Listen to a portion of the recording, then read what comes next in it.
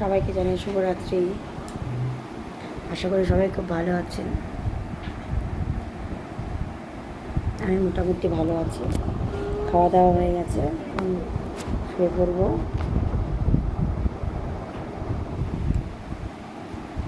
ছেলে তো ছটপট ছটপট করে আসছে।